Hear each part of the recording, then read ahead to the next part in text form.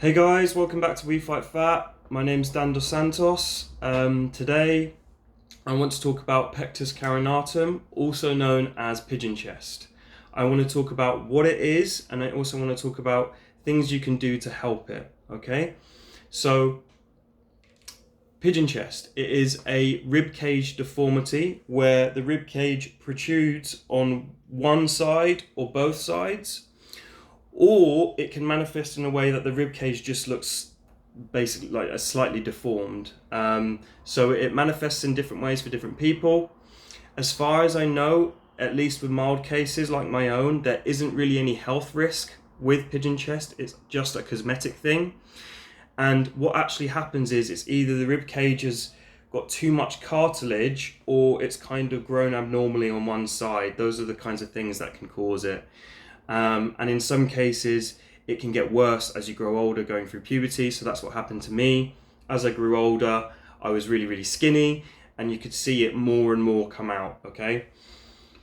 It was the reason I got into training, and it's what motivated me in the beginning to put on good weight, so to put on muscle.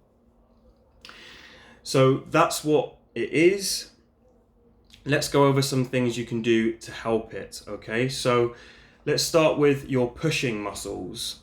I would focus on doing compound lifts for the mass of your chest. So that would be things like bench press, push-ups, dips, things of that nature. But I would also always focus on doing dumbbells in those compound lifts where you can. So that is to make sure both sides are working individually. But further to that, I'd also focus on single arm movements, unilateral movements, okay? So that will really make sure you're giving each side the right amount of love and balancing things out. Finally, make sure you also throw in isolation movements if you have the available volume in your program, because those will again add more chest volume to your overall chest volume, but also they just give you a different feel, right? To any compound lifts, any kind of pressing movement. When you do an isolation move, you can actually feel that chest fully contracting throughout the entire movement, and that really helps in feeling the muscle on the side where the pectus really comes out. The other thing I would focus on in parallel to that is making sure your posture is on point, okay? And the way to do that is, as much pressing as you're doing, make sure you're doing enough pulling to counteract that. But more specifically, you should be working on things like your rear delts, which is the posterior part of your shoulders, the part of your shoulders which is behind you, and your rotator cuff, which is a small muscle that kind of is near the rear delt.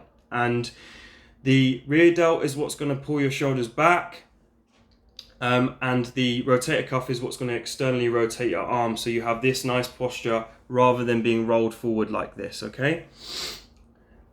So one exercise which actually hits both the rear delts and rotator cuff, which I really love, is the Facepull.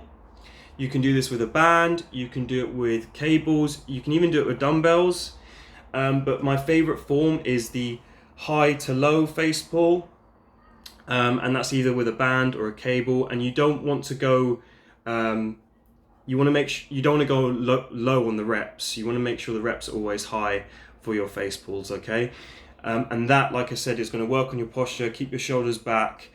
And if you do that in parallel to doing your chest work, over time you should build a considerable amount of chest muscle, and you should have a good posture to sit your shoulders back and give you a nice wide looking chest. Now, disclaimer, this might not make the imbalance go completely, okay? I think even if you had equal pressing strength, if your deformity is of a certain way, it just might almost like cut into where that pec should sit, and it just won't look like it's even, okay? So that's one thing to keep in mind, but don't let that stop you, okay? What I've found over time is focusing on making the gains has taken my focus completely away about it being perfect. And at this point, I'm not bothered about it being perfect. I'm just bothered about getting better. So that's what it is. those are some tips to fix it.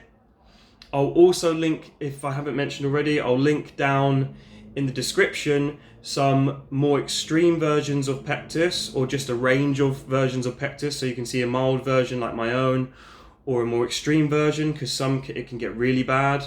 And I'll also link a health link I found, which goes over some treatments if you're someone that has it really bad and you're not aware of the other treatments that you can get. Okay, so give this video a like, guys, subscribe to the channel, and stay tuned for more content. Thanks.